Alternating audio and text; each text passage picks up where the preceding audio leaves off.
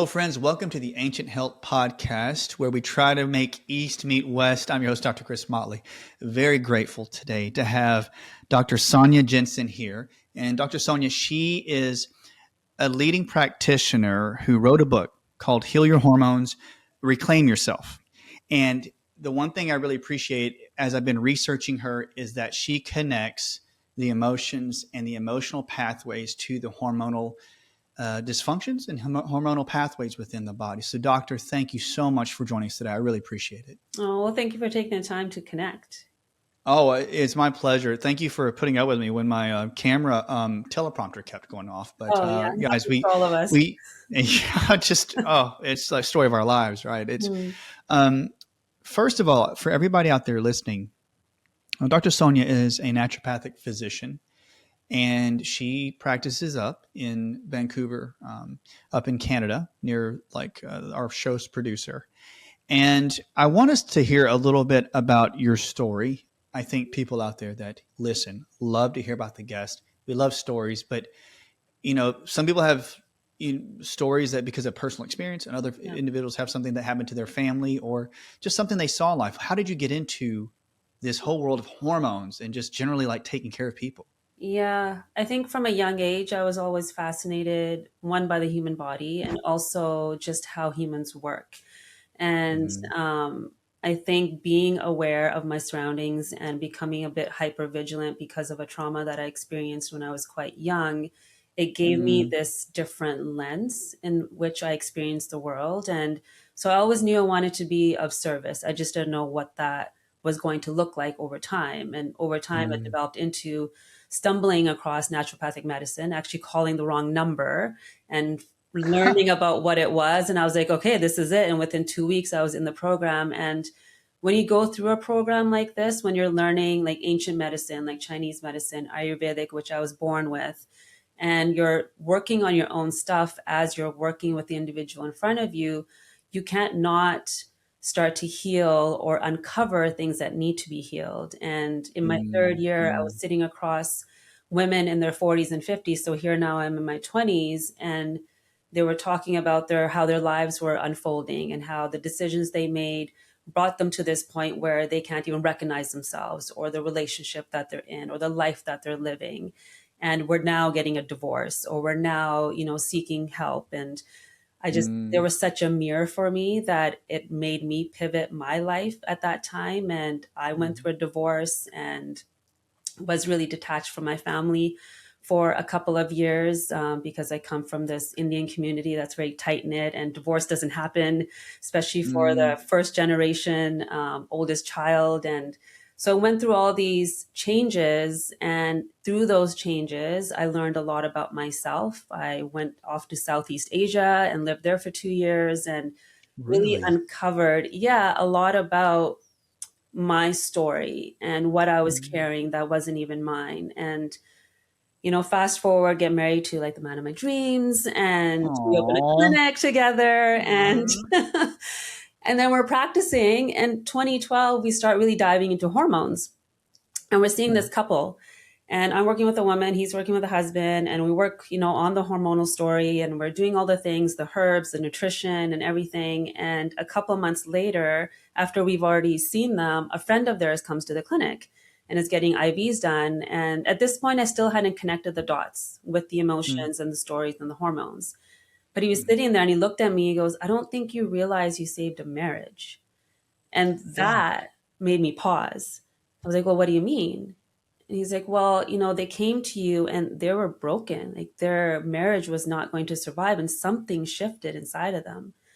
And so that's when I still really started diving in this connection of like how we react in our everyday, the emotions that we carry, and how the hormones, when they're changing, shift those emotions or bring to surface these emotions and stories that we've been carrying not only from when we were born, but even generational before. So it just took me down this like world, and I started to investigate more. And that's all I see in my practice now. And through my own healing and the story I share in my book about myself, it really opened my eyes to this world. Sorry, that was a really long-winded answer. No, that's exactly what I love to hear, because as a practitioner, you met the man of your dreams, you're in a practice. Mhm. And for people listening, when you identify something, like when you're working and you call it work, like, and you see that you changed a person's life, because I'm not saying I know how your practice would be, but some individuals say that, their daily routine of your day, their work routine is like, you just go to the next patient. Because I'm in full-time practice like you, I'll just go to the next patient. We don't treat them like that. Everybody's individual. They have their own particular story. But it does it hit you as a practitioner that you knew, like, it's something special to you, right? Like when you knew you changed that person's life, this is like, this is not just a daily routine of my life.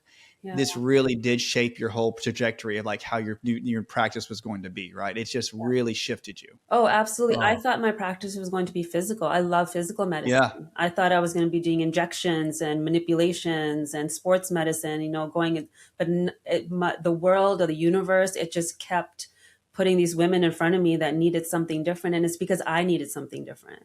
I needed Wow. to not go down that more yang Mm, masculine energy route that I was on. I needed to soften. I needed to connect with my feminine energy. And that's all I saw in my practice. And it's because of them that I think I've been on my healing journey. And so it hits me hard every day. And, there's moments where you're like, okay, am I doing enough? Is what I'm doing what I'm supposed to be doing? And then I'll hear a woman say, you saved my life. And without me even knowing, I'm just trying to oh, be me and like support them and just create space for them because they're the actual healer. And so when you hear that, you're like, okay, this is where I'm supposed to be. Even with all the resistance that I bring up within myself, this is where I'm meant to be. oh, I love this. And I do want to add in, when you made the shift, you knew that you were helping somebody's life change. And you said you started to have the feminine energy and you started seeing people come in to you for that condition. Mhm. Was it like an automatic like switch that got flipped and you just felt, I'm going to go down this route? And then the energy that you projected, or the way that you started to attract these ladies or men that needed help in any type of like hormonal, you just started seeing them being attracted? I think it actually coincided with me becoming a mother. I Wow. became a mom in 2011, and my birth story and how that unfolded, and giving birth, and just recognizing the immense power I had as a woman Mm-hmm. that I did not feel before that. Growing up in a culture where women really are meant to feel like a burden sometimes, and growing Mm-hmm. up with that energy and like not realizing that I actually have so much power within, Mm-hmm. becoming a mother and then seeing these women come to me. I'm like, okay, this is actually my life's work. This is what all of everything that I went through, this is where I'm supposed to be landing. And so that, I think, then helped me make choices to support that energy. So I started doing yoga teacher training, I started doing shamanic, training, I started doing all these things, gathering this knowledge again, not even thinking I'm going to be using these tools with my patients, but really because I needed it. I needed that healing. And then it translated into, yes, attracting individuals that needed that same connection between science and this world of like spirit and east and west and all of that. I think that that if you are coinciding, for everyone that has had a trauma in their life, you do identify with somebody at a very deeper level, intimate Yeah. level, when you know that they've had some similar experience, or they've known that they've had to go through the same struggles and journeys you have. So Yeah. I forgot, Doc, who there's an old saying that they said that the best practitioners, or best doctors, are the ones who've gone through the journey themselves. And I know it's like, it is really a true statement in my opinion, but I want to go down that route though. I love the way how your book will connect the dots between somebody's hormonal chaos. I like the way you term and that coined that, and their emotional overload. And I can we talk about that, with the emotional overload and that pain? Can you talk about, just start us up on that journey about how that's connected? Yeah. So, when a woman sits in front of me, and even in my own journey, it's like there's this anxiety that starts to show up that doesn't feel like is your own, or these depressive thoughts, like sadness Mm-hmm. that shows up out of nowhere, the overwhelm because of our modern day living and how rushed we are in everything that we do. And we're living so distant from our rhythm. Mm-hmm. And Yeah. that what I noticed over time with myself and my patients is the hormones tell that story. So when a woman is, if she's cycling before menopause, in her first follicular phase, that first Hmm. 2 weeks of her cycle, she should feel energetic because estrogen gives you energy, it gives you motivation, it actually suppresses fear in the brain. So it's giving you this input. But if we're not feeling that way, we then know something is off. We know that Wow. maybe serotonin isn't getting fed like it needs to because estrogen feeds serotonin, which is our happy chemical in our brain. Wow. And then in our second half of our cycle, we have progesterone that's supposed to rise. And progesterone helps give us calm because it activates GABA in the brain. So it helps us feel at ease. It helps us be a bit more introverted and, go inside and rest more. So it's activating this calm within. But if we're feeling irritable, the PMS, basically, those moods that we can feel, anger, irritability, rage that can show up at that time, we know something's off with our progesterone, and it's off with our neurochemicals as well. And so when women are feeling overloaded, Hmm. overstimulated, and not feeling like they're in control of their emotional body, there's this hormonal connection that we're not always making. So we want to Mm. pause and Mm. recognize, okay, where am I in my cycle? Mm. What is inhibiting my hormones from behaving the way they should? What stressors are Mm. contributing to this? Because as cortisol rises, progesterone lowers because progesterone turns into cortisol. So if we're constantly in that rush state, and this could be our everyday of taking the kids to their activities or getting, dinner on the table, working and packing everything into that daily schedule, that alone is triggering this reaction in the brain that's telling the Mm. brain that we're in danger, which is then telling the body that, okay, we got to shut down estrogen and progesterone. She needs cortisol, she needs adrenaline. So you're basically like, because the pattern is like it, like taking the children to school or something, that actually becomes your tiger chasing you. That's Like, right. and that, like, it literally, it's coming after you and you're like, I have to get it done now. We got to go. Yeah. And that's literally taking your basic foundational hormones or the material for it and shunting it over to make all the hormones to handle that tiger That's instead of making all the good estrogens. Yeah. And I even go like a layer further than that too. It's like, well, why is that simple task or that daily task creating such a reaction in my body and my brain? Is it Mm. because I'm Mm. a people pleaser and that I'm feeling now I'm feeling resentful that I'm constantly giving and not giving to myself? Is it because I've been, taught to behave this way to feel like I belong or feel like I can be loved if I'm constantly giving? So, we want to peel away more of those layers of like, well, why is that creating this reaction? Because stress is actually good for the body, that, Yeah. that little bit of stress, and then we come down from, but if we're stuck in it, that's when we know there's an older story, there's an older belief pattern, whether it was passed down generational or we caught up or we caught on to when we were young. Wow. So, Doc, walk us through that though, and maybe take this where you want it to go. But I'm Yeah. so intrigued that when you say like you found the stressor that was causing that person to go into a fight or flight or that stress. Hmm. Now, I know you can talk with them about that, right? You ask them about that, but are there ways in Ayurvedic or that your own personal, technique? Do you find like how to find out like what's going on and like what's stressing this person? Yeah, I think when you sit with somebody long enough, I'm lucky enough that I can sit with someone for an hour and really get to know their story. And it doesn't always unveil itself right away, but you can see it in patterns. You can see it in the way they're speaking, their body language. I can often, Mm. within the first meeting, see if someone's gone through something traumatic. And so with that, I just start seeding questions. So I just get them to do the work, actually. So I'll get them to ask themselves when Ah. they're having the reaction, okay, let's pause. Ask yourself, where is this reaction actually coming from? Does it have anything to Yes. do with this present moment? And when they start investigating, they're like, well, no. I'm like, well, when was the first time you felt that way? Oh, well, maybe when I was little and I didn't feel, or I felt like my mom rejected me every time she was upset with me. I was feeling neglected or abandoned. Like, okay, so let's look Mm. into that. So now in our present day, when we're feeling Mhm. that same way, maybe when our husband is looking at his phone rather than at me, I'm having those same feelings come up. And then I'm going to have that same reaction, whether it's like putting up that wall or having, anger come up, whatever it might be.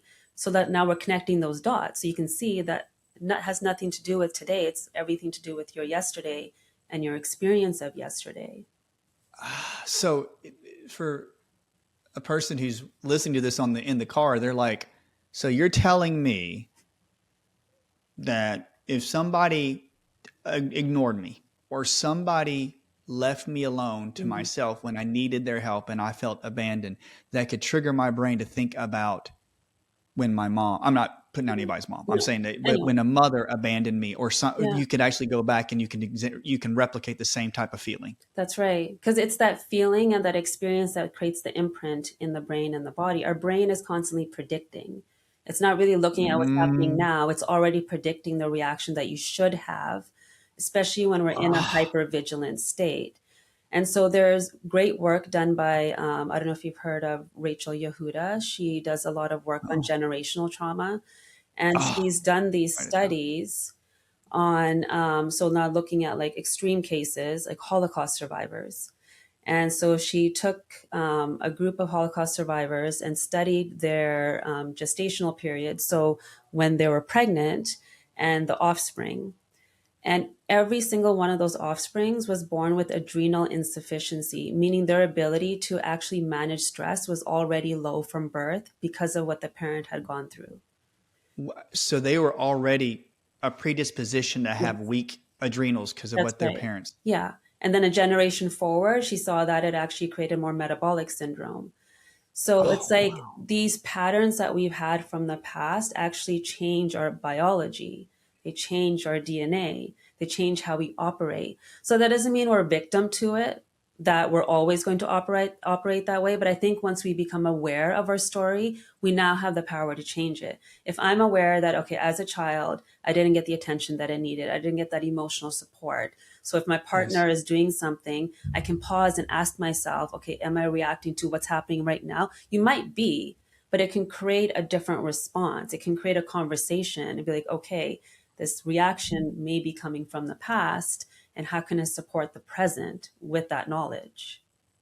That is very intriguing to me because would that explain why some individuals, when they respond to, like, let's say they get in a fight with their husband or they get into an argument and they bite back or they lash out, and some people would go, I don't know why I did it that way. I don't know why that happened. Yeah. That's not me. That's not what I regularly do. Is that like their body going back to that original Yes. time and it's just like welling up and it just Yeah. comes out? Yeah, because it's so automatic. It's the only way we know how to protect ourselves. Everything goes back to like, when do we feel safe and how can we feel safe? So the brain is doing Oh, whatever it can to help you feel safety. And so if that's the reaction that's going to help you feel safe, then that's what we're going to go to first. So we have to create methods to disrupt those patterns.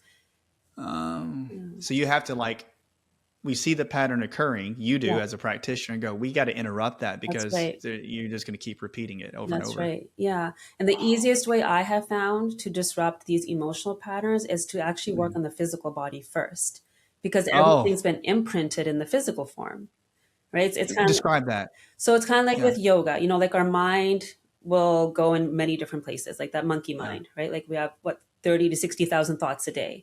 So we can't actually fix the problem with this. But, and like, for example, in yoga, when we're training the body, we're starting to train the mind. It's the same thing with healing. So I call it the hierarchy of hormonal healing. You start with the physical, because a symptom Mm, might be fatigue, or the symptom is low libido, or the symptom is mm, irritability, or the symptoms of fibroid or endometriosis. So we look mm, at that and we unravel, okay, what's the story behind this symptom? Treat the symptom from, not in a way where we're suppressing it, but maybe it's showing me that, okay, your estrogen and progesterone balance is off. So we need to fix that. Maybe we need to bring in herbs like Vitex. Maybe we need to detox. Maybe we need to support your liver so it can detoxify your estrogen well. Now there's some like foundation in your hormones, like your hormones are starting to wake up and they understand the messages that they're getting are safer. mm, Like you don't have to be mm. in this vigilant state anymore.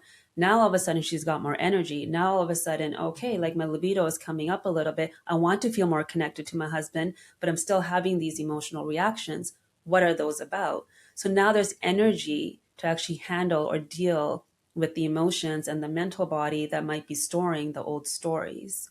So that's why I think our body is just so brilliant at showing us what our story is.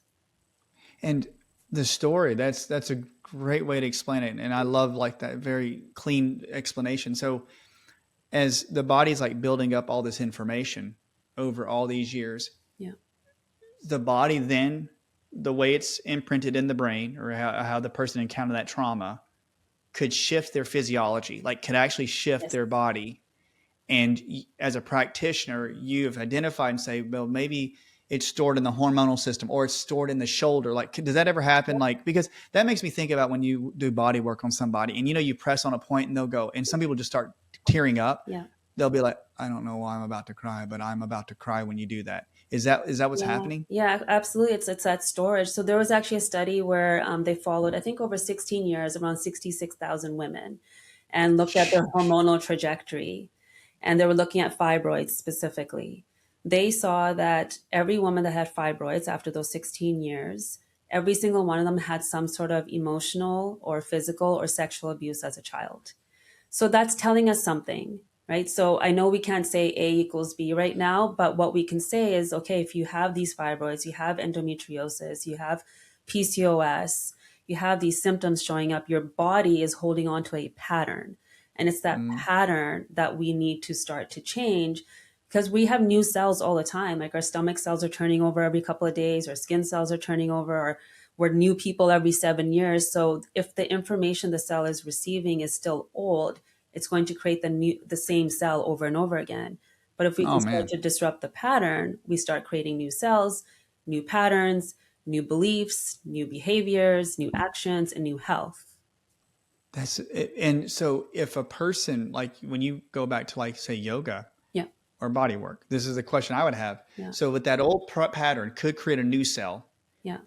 Would the movement, like let's say I was doing a specific Tai Chi movement, maybe I was Mm. doing like a certain stretch. Let's say like a joint was is trapped emotion in your joint, and you do a new pattern of movement. That way, you would try to train the memory of the pattern in the muscle and then the cells in that area to help. Yeah, I think what would happen is there'd be a release. So if you're tight somewhere, like, I'll Mm, always ask, like, where do you feel the trauma? Where do you feel the pain? Where do you feel the emotion? Where do you feel, a lot of women will say stomach. That's usually one of the things, or like back of the neck or their shoulders or whatever. They're holding it somewhere in their body. When you start to relax and soften that part of you, it's starting to release something. And with that, it's releasing an emotion. So I think what it does, it actually helps you mm. uncover where you store, and then it gives you a guideline of like what you need to work on.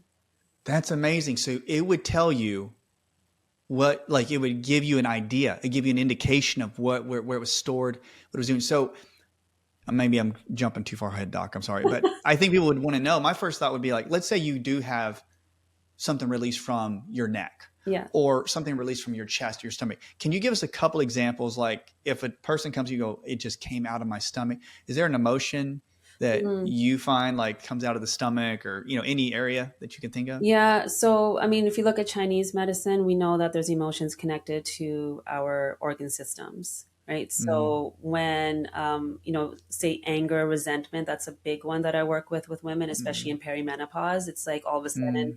we have this permission to feel the rage that we've been holding on to for many years, and it's coming Sorry. out in different forms. The rage. The Oh, I get it. rage. Okay. Yeah. And, I think anger is actually such a beautiful emotion because it's one of action, and anger gets stored in our liver.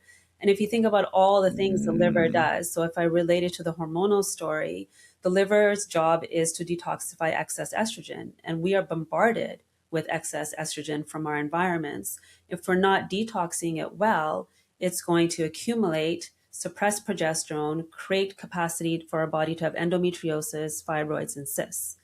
And so when we start to mm, actually release the hold that these emotions have mm, on that organ, all of a mhm. sudden you start to see, okay, we're detoxing better.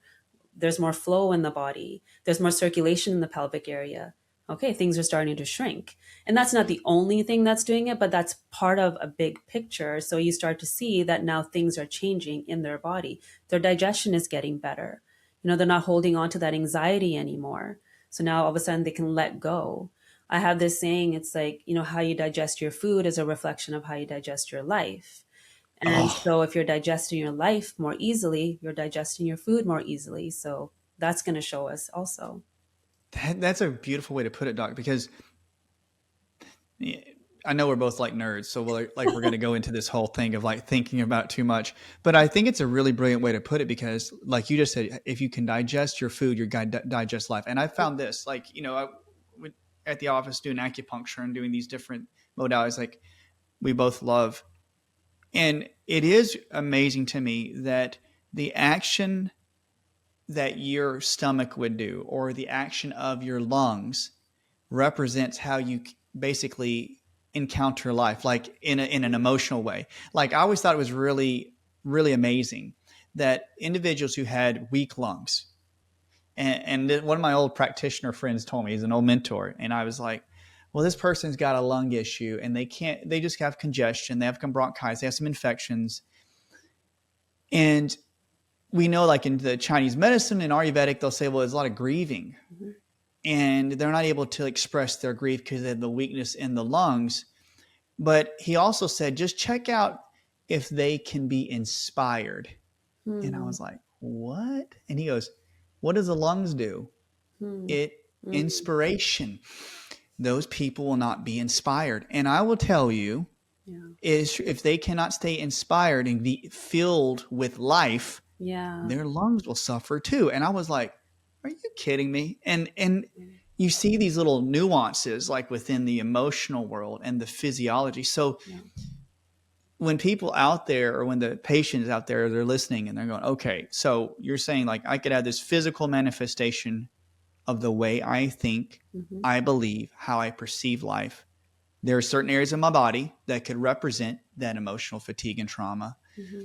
You can do physical things, which on a side note, I think it's beautiful that you said that because sometimes, we don't want to, we don't have enough energy in our day to think about like how to stop worrying. Okay. I really have a lot of energy to stop worrying, but you do have the capacity to go and do a exercise or a therapy physically Yes. to let is that right? Like you Yes. don't have to think about it, like, but that could change your mood, right? It could change your programming. Yeah. I really do think it's the simple acts every day that make the big changes.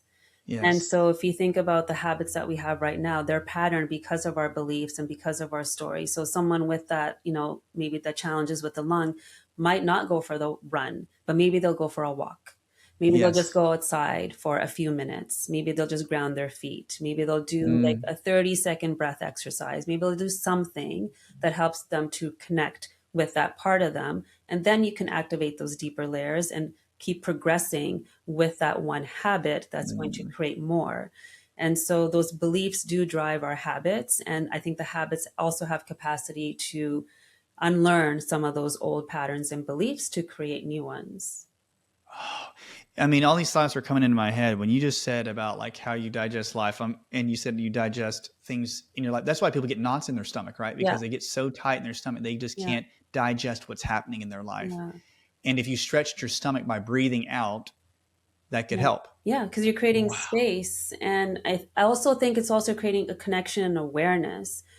I think Mm. we are our own doctors and healers, and that's Yes. what we've lost over Yes. time. And so when you start to understand, and that's what I love seeing in my practice, is when women all of a sudden, after months of working with me, they're telling me why they're feeling the way they're feeling. Now I'm just literally sitting there listening for an hour. I'm like, uh-huh. So what should, and my question will be, what should we do now? And they'll give me an So what's the answer. next step? What's the next step? And so I love seeing that because they're becoming aware and they're befriending themselves again. And they're Yes. understanding the language that their body is speaking, whether it's through the hormones, it's through the emotions, it's through the relationships, all of it. They're starting to understand themselves and the Mm. why behind their choices. And now they can make new choices because of it. Oh, and I think it's encouraging the way you said that they're befriending themselves Yeah. because a lot of times individuals will be so upset at themselves and upset at their body and angry at their body that their body will actually raise a defense mechanism like no. Yeah. And there's this disconnection between them two. That was a great point, Doc. And when that happens, you have this disconnect that they start to heal and they start to mend. I want you to go down that route, if you wouldn't mind, about the generational aspect of it. Yeah. Like whenever you see like there's, I know the trauma that happened to me when I was a child, but how does generational trauma transfer down?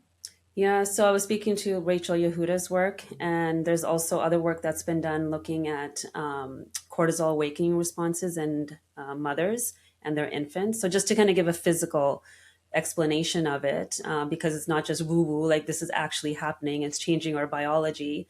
So if a mother is stressed out during her pregnancy, and if all of a sudden her cortisol awakening response is quite low, so again, her Hmm. adrenals aren't really giving her what she needs to have that resilience for the day. They looked at infants 9 months post birth and put them in some stressful situations to see how well they would adapt. The infants whose mother's CAR scores or cortisol awakening response score was low had really difficult time adapting to the change, whereas the other infants were able to adapt more quickly. Wow. So it Wow. goes to show, like, yes, when we're in the womb, I think we know more about that, like, because we get the hormones from mom, we're hearing things, all of that. But then generationally, if you look at, again, physicality, my ancestors are from India.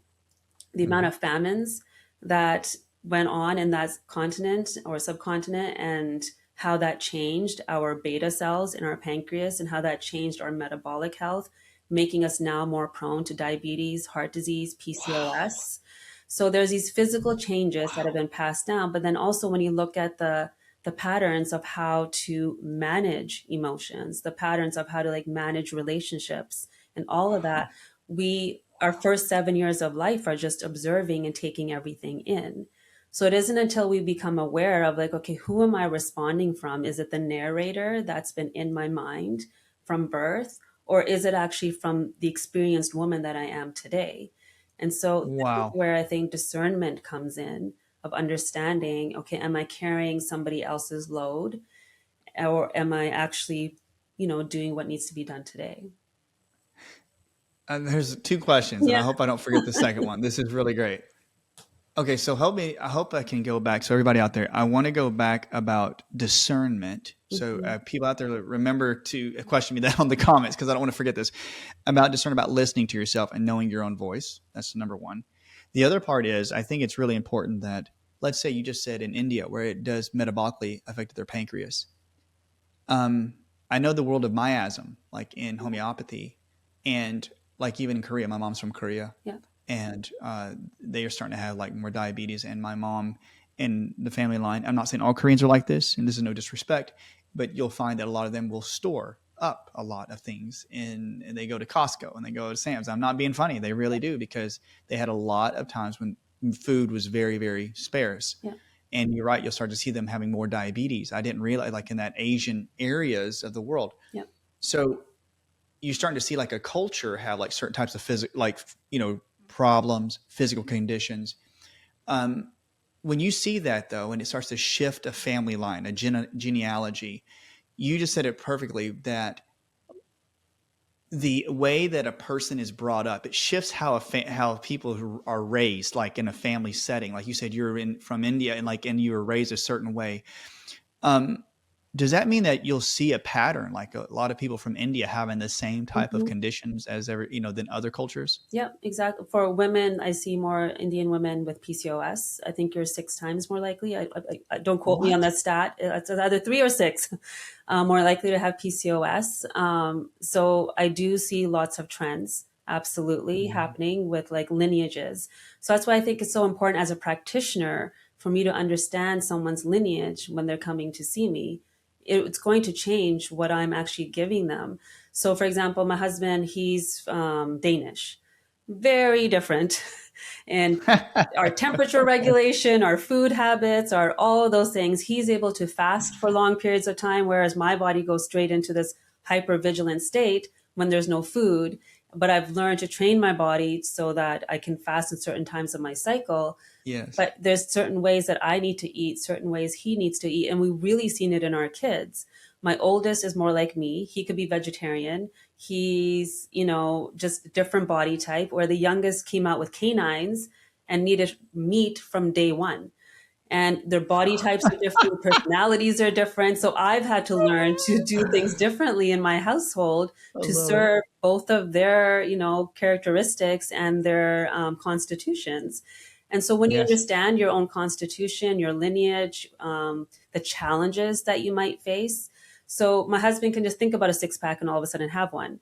Whereas I need to go to the gym, I need to be regular, I need to do more practices, I need to do these things differently to help support my body. So I think it's really empowering to understand those lineage changes in our biology, but also just the generational traumas that have been passed down, or even stories that have been passed down, and to see that but not become victim to it again, but to use it as empowerment of like, okay, I get to now make different choices that support me. That I agree 100% because when you know your generational history, so when I was going through school, I don't know how this was for you, Doc, but you would learn about somebody's history and you would say, well, they want you to listen and ask about their parent. And then you get really bored filling all those forms out Hmm. and you're note after note. But now I will say I'm grateful, as much as it pains me to say that, to the people back in those days where you took physical examination Yes. and you find out about their parent or their grandparent or their great grandparent, and you will say to them, oh, did your grandparents or your great grandparents have gallbladder? Oh, yeah, my great grandparents, my aunt, my mom, all of them had their gallbladders taken out. Mm, And you're like, and they have a gallbladder condition now. And you think, well, it's just 1+1. I'm like, but then like you're just saying, like you'll see that gallbladders related to resentment or frustration. And that person who came in front of you may not really be resentful or frustrated like a person, obviously, but you talk to their story and their great grandmother had the most horrible story and they're filled with resentment and frustration. And now you understand why. You're like, oh, I get it. yeah. I get it. And why. And rightly so. She was resentful and frustrated, you know. Yeah. Is that what happens to you a lot Oh, in all the that type of time. Yeah, all the time. And when you start to really understand like the lineage story, I even treat generations. So I'll treat a grandma and mom and daughter. And that's when I really started to see the patterns. Like I had one grandmother who talked about the wartime and how she had like a mm-hmm. gun right in front of her. They're from Greece. And so she's talking about the story in front of her daughter. And it was just so beautiful to kind of see, because I think it was the first time she expressed the terror that she went through before immigrating to Canada, and also just seeing how that framed her life and how she was so protective of her family, and then how that translated to her daughter's conditions. Like all the three of them have Oh, thyroid man. issues and not able to express, having to like suppress a lot of their emotions. So there's so much that you start to see in a family. And someone listening to this that maybe is adopted or maybe doesn't know their history. I don't want them to feel discouraged by this, but what I want them to kind of understand from this is that you are not necessarily operating in this life just through self. Like you're operating through Mm, many different stories. And so when we become frustrated with ourselves or we feel like there's no answers, like you can have some level of discernment, of understanding of like, okay, this may not be mine, and what can I do to support this body that I have right now? that is, oh man, this is such a good combo. So you're in this body now. You realize that there are multiple stories, multiple intertwining branches and one root that could actually affect you. So the energy of another person's story could affect you. And Mhm. I think I loved the fact that you said, well, they had a thyroid issue and they had a problem expressing themselves. So not to shift gears, but let's say a generational grandmother had a problem. She wasn't able to speak her voice, wasn't able to speak out. I've always found, and I through some clinicals and experience where people always have like strep throat or really horrible lymph nodes around their throat, around their thyroid, infected thyroids, usually Yeah. hypothyroidism. And you'll ask them about them being able to express and speak their voice because that cervical nerve chakra area around their throat was not exercised the way they believed they should have exercised. Is that what happens? Like it compresses the energy there and it just causes problems Yeah. generationally. Yeah, I think that's where it starts, and then it creates that physical pattern. So, Mm, even with, I think that's where the vulnerability sits then when we're not using our mm, voice. So, if you think about what's happening physiologically, your cortisol is rising. Now we're not converting T4 to T3. So now we don't have that mm, active form of thyroid the body needs for energy and for all of its functions. And that's happening over time. And when a woman is pregnant, naturally she goes into a hypothyroid state. But if she's already vulnerable there, now the fetus isn't getting all the hormones and the nutrients and the minerals that they need to thrive. And also there's a vulnerability there too. So if there's that physical layer, and then there's that emotional layer, and then there's that energetic layer of not being able to express. And it is so true that you will find a grandmother or grandparent, parent, child, and they will start to develop those same patterns. And I think it's sad though in Western medicine world today Yeah. that people are often surprised that they could have a condition and and it mimics the parent. They're like, and it's almost like there's a disconnect. Like they go, oh no, if your parent had it, it's kind of a coincidence. It really feels that way in Western medicine, how they sort of think that, oh, my parent had thyroid issues, and then the kid has thyroid issues, and they go, well, do you really think it's from the parent? No, they almost create a disconnect, in my opinion, in our modern medicine world today. Yeah. But when people start to realize what you're talking about in your book about the generational healing, it comes down and you can identify it. So you help them identify it.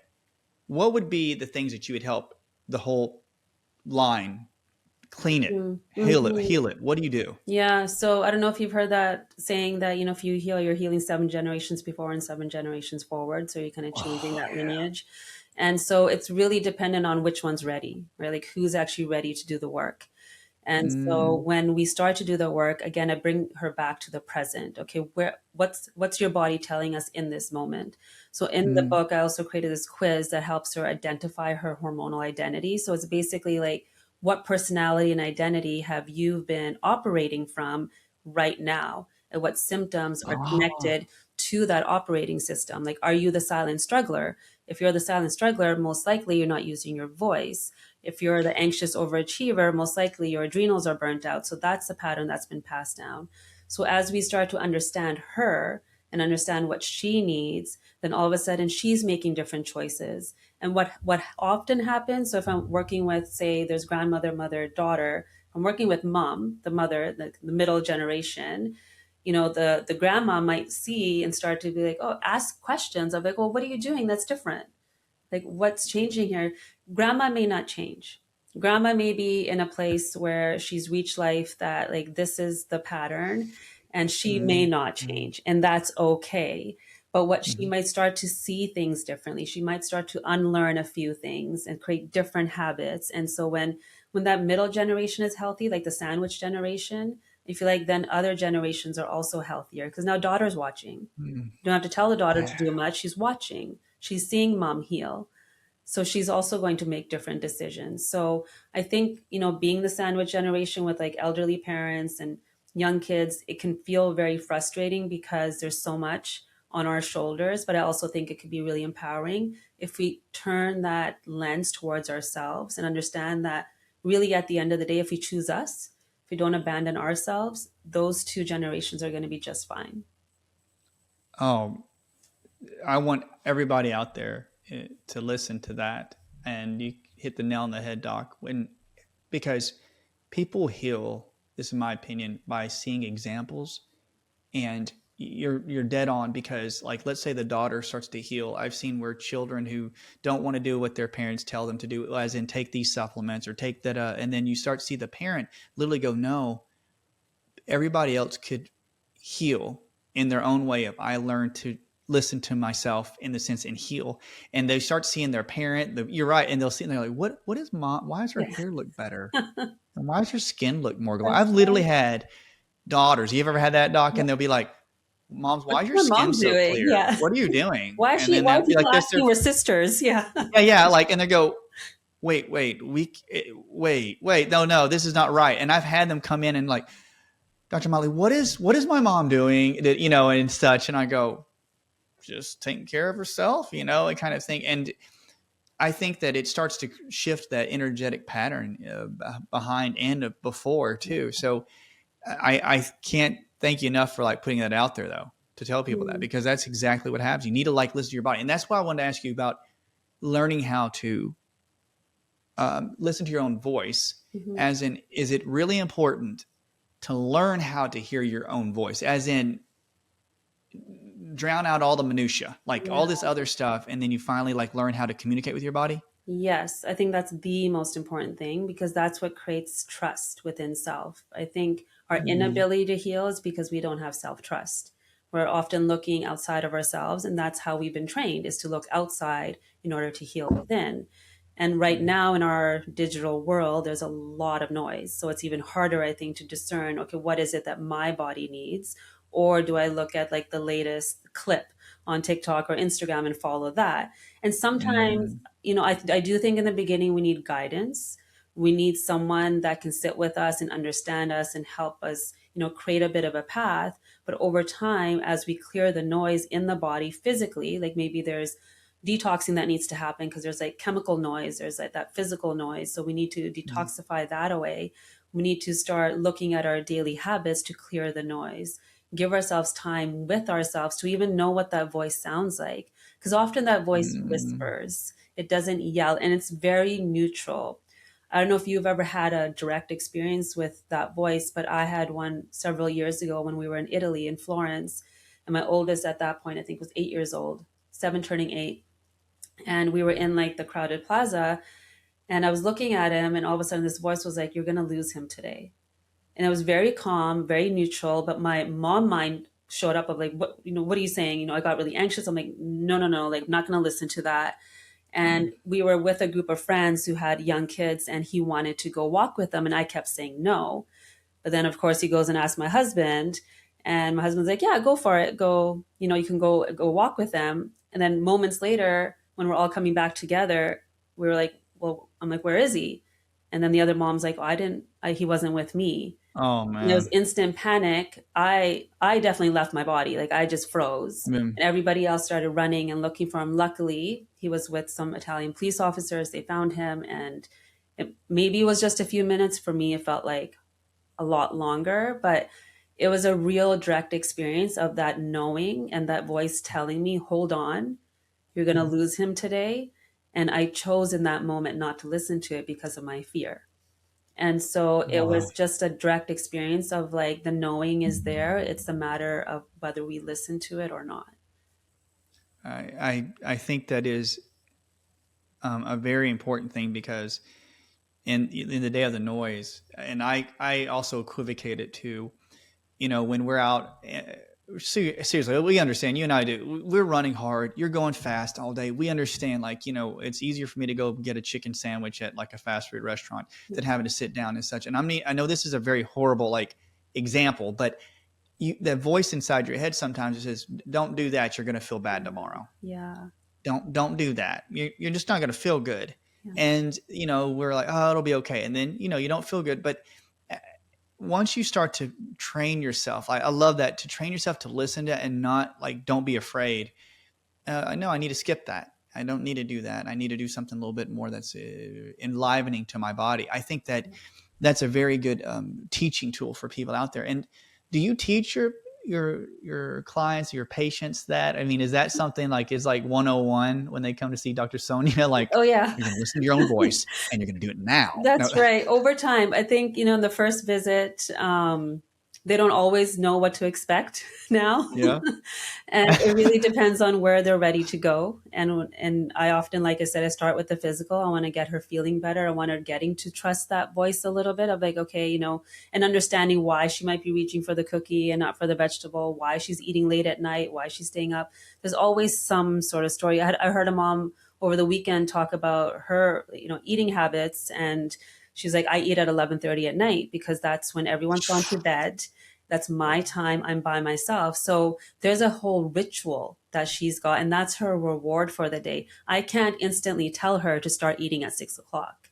That's going to take some time and Mm, understanding of like, how else mm. can you reward yourself, or how else can you be present with you and serve your body as you're serving the rest of your family? So there's all these layers to that, and finally starting to understand what the voice is telling you. I think that is a great point because I think it's a really tough struggle, not just say for a practitioner, but you say learning all those layers. And I think that's like something like a parent would have to for their children. People out there that are parents that go, there are so many layers to my kids, just to help them in listening to that, a still voice in your mind to help you identify those layers. I think it's still the struggle of the practitioner, right? I still, after all these years, I'll think, why didn't I think that? Like, and you beat yourself up, but Yeah. learning how to trust yourself. Yeah. in those times is very important. Yeah, and that takes practice. And the more you start to listen, the more that self trust develops and the easier it becomes to make those decisions. It's when you learn how to teach them the different ways to listen themselves. Is that part like the her method, like the Mhm. remember the HER method you talk about in your book? Is that what Yeah. it's called? Yeah, absolutely. That's when like we get her to identify first where she sits in her identity in terms of her hormones and emotions and understand that. And then there's like the 5 M's I talk about in the book. So the first one is looking at meals, so nourishment. Like how do we Mm-hmm. nourish the body? And then Mm-hmm. there's the morning and evening rituals. What can we bring into our day that's going to serve you a little bit more?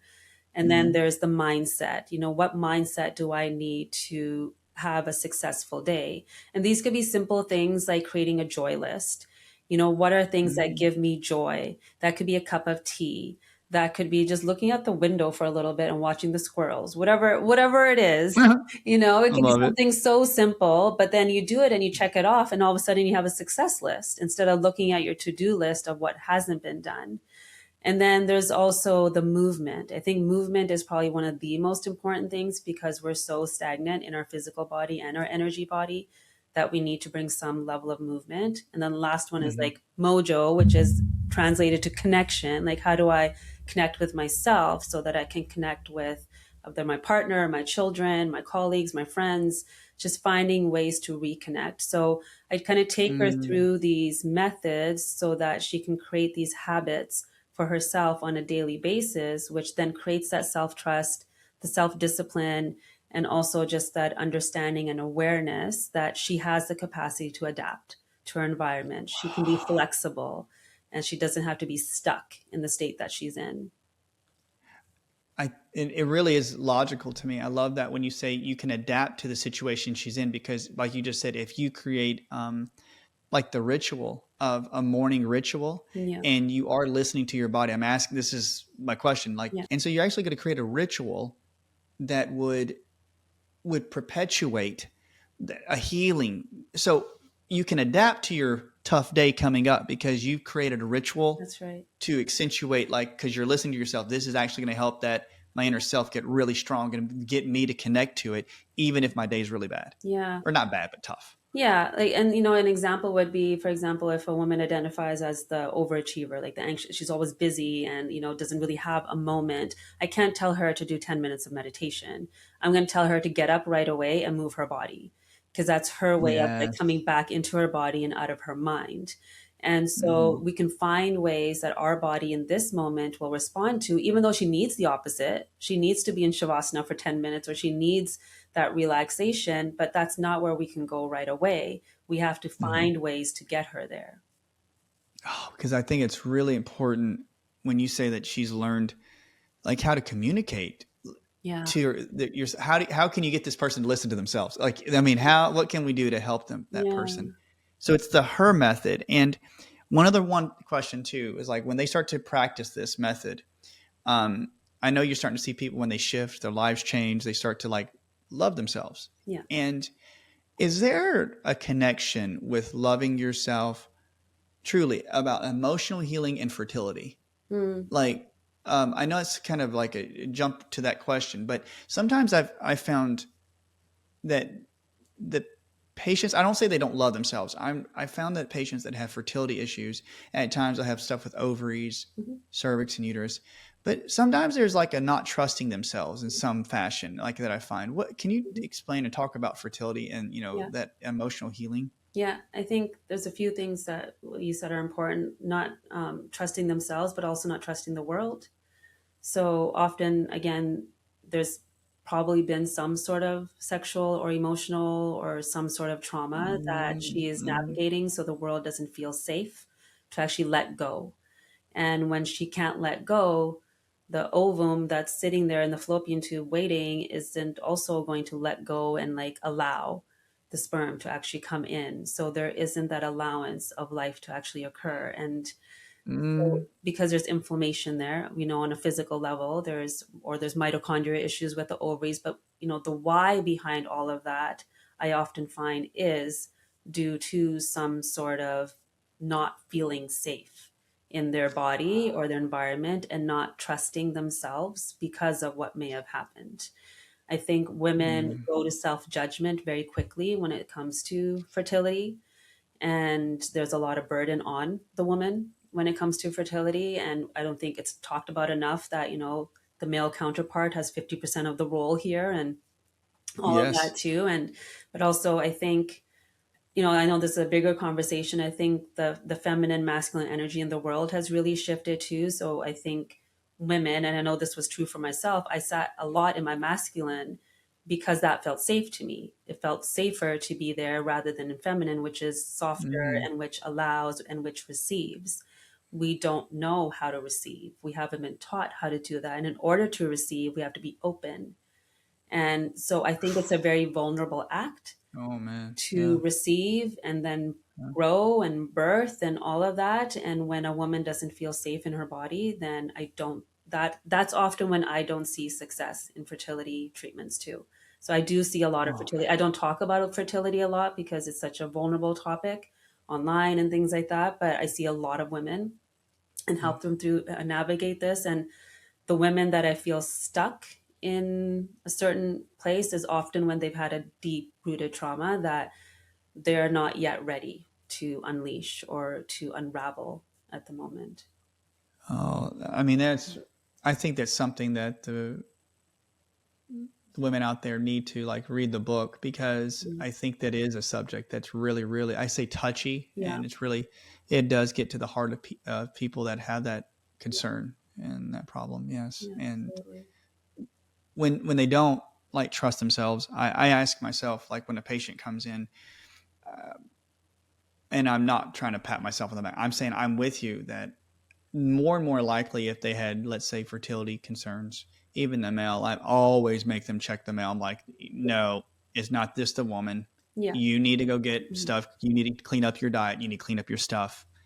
Like I get onto that part of the couple right there. But I also think that I'm my first inclination now is when a patient gets addressed, and just is that an example, I always will see which organ and like which emotional tie and trauma that I always try to identify it now. I used to never think I'd be like that, doc. I would be like, I was always, I like structure, I like ligaments, bone, Mm. cleaning up a liver. And now it really does show that if a person had certain amount of anger they've expressed in their life and it just keeps repeating the pattern, that liver just going to just be toxic and sludgy. And it really helps the person understand too, like, it's not your fault. Yeah. It just happens. Yeah. Especially And when you it's got, unexplained. And I feel like most of the fertility challenges are unexplained because their numbers look fine, this looks fine. And then they're like, well, the first thing that happens is what's wrong with me then? Why is my yes, body betraying me? And so when we start to peel away these layers and understand that it's not betraying you, it's keeping you safe. yes. And so when you understand that, then we can seek help that she may need to undo some of that patterning in her body. Oh, I love the way you explained it. I have lists at the office where if a person comes in and they had issues like with their period or with fertility, I try to identify whether abandonment or feeling up and down, emotional instability in your life, or feeling like you can't connect with your emotions, or the people in your life couldn't, and you're taking that responsibility to be a mother to everybody. And like, well, I'm a mother to everybody. Do I have a time to be a mother to my own child? Yeah. And I'm like, that are questions that are really deep, and nothing that I can go, this is your area of expertise. And I just glad that you brought the concern and the relationship of emotions to generational trauma and to talking about it in a hormonal, physical way with women and men. So, Mhm. you know, how can people like get a hold of you? Because I know people after they hear this, they're going to be like, okay, I'm going to talk to this doc and see how to heal my stuff, because I don't make light of this when people are listening that did they come into your office and they'll say, oh, I've got some trauma.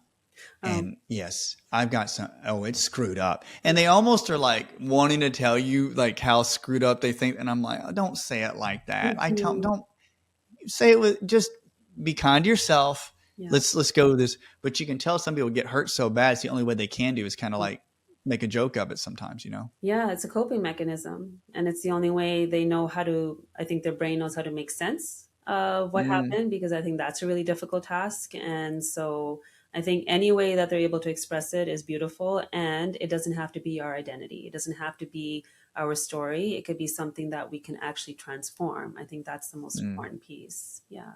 Oh, I mean, this is good, Doc. I mean, how can they get a hold of you? Like, can you tell them Yeah. everywhere to come and to Yeah, get to you in absolutely. social media? Yeah, social media, on Instagram. So just Dr. Sonya Jensen. And then my website is drsonyajensen.com.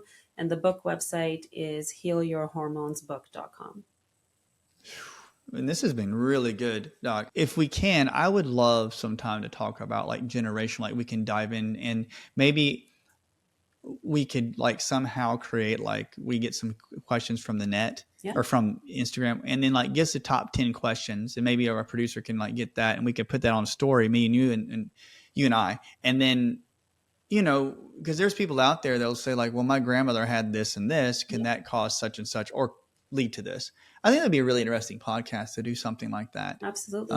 Okay, so everybody out there, please visit Dr. Sonya Jensen. And this has been really eye-opening to me. I'm very thankful, Doc, that you would actually you take the time to come talk with me today about this. Everybody, please visit her page, visit her website. And if you guys have questions about generational healing, hormonal healing, emotions tied, please send her some comments, some questions. And we're just grateful that you're able to take that emotional, traumatic area and connect it to where a physical manifestation can occur. So, Doc, we really appreciate it. Thank you so much today for joining me. Oh, thank you. All right, guys, from all of us here at the Ancient Health Podcast, we want you to learn, we want you to understand as clearly as possible. If you guys have any questions or comments, please send it our way. We do like it if you can like and subscribe. But, you know, maybe hit that little bell there to like get reminded anytime a new episode comes out. We appreciate you all. Until next time, have a great day. Thanks.